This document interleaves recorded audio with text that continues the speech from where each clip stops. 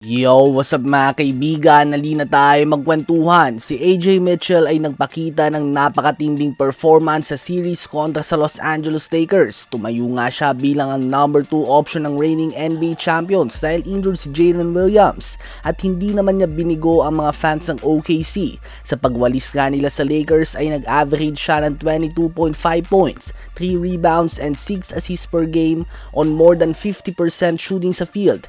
Payag nga ng kanilang MVP Shai Gilgeous-Alexander ay pwede nating sabihin na si AJ Mitchell ang naging best player para sa kanila sa series na ito. At offensively and defensively nga talaga ay napakatindi ng kanyang pinapakita. Ang nakakamangha nga dito ay ang pinirmahan niyang kontrata na 3 years, 8.7 million contract. Less than 3 million per year lang nga ang sahod niya at nagpakita na siya ng solid performance bilang ang number 2 option ng team. At hindi nga ito ng kung anong pipitsugin lang na team, bagkus number 2 option para sa reigning NBA champions na wala pang talo sa playoffs ngayon. Nasapawan niya pa nga si Austin Reeves na nag-average lamang ng 20.7 points, 4.2 rebounds and 6.7 assists per game on less than 45% shooting sa field sa series na ito. At malaki nga ang pinagkaiba nila sa depensa. Isa pa, si Reeves nga ay free agent na ngayong off-season at aasahan na makakatanggap ng sahod na around 30 to 45 million per year, habang si AJ Mitchell nga ay less than 3 million per year lang ang sinasahod ngayon. Ganun na lang nga kalaking steal si Mitchell para sa OKC.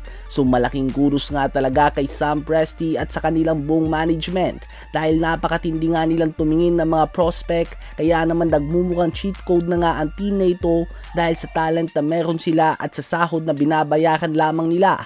Ano ba masasabi nyo tungkol dito? Ngayon ay tumungo naman tayo kay Donovan Mitchell. Sa kanyang 9 years nga sa NBA ay ni isang beses ay hindi pa siya nakakapag-miss ng playoffs. Subalit sa 9 years din na yan ay ni isang beses ay hindi pa nga siya nakakaabante sa conference finals. Sinasabi nga ng iba ay choker siya tuwing playoffs. Subalit hindi naman ito ang sinasabi ng kanyang mga stats. Bukod na lamang sa gumawa pa lamang siya ng napakatinding 43 points kahapon laban sa Detroit Pistons upang may tabla ang series at 2 apiece. Si Donovan Mitchell nga ay nag-average ng 28.1 points, 5 rebounds and 4.5 assists per game sa kanyang playoff career. Di hamak ka na mas mataas yan sa 25 points, 4 rebounds and 4 assists per game na average niya tuwing regular season.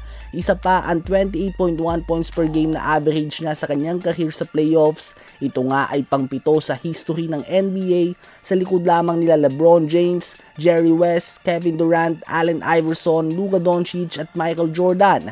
Ganun na lang nga katindi ang pinapakita niya tuwing playoffs. Sadyang maliit lang nga talaga siya. 6'1" lang nga ang tangkad ni Mitchell at sa history nga ng NBA ay tanging si Isaiah Thomas ang nagwagi ng Finals MVP na may height na 6'1" pababa.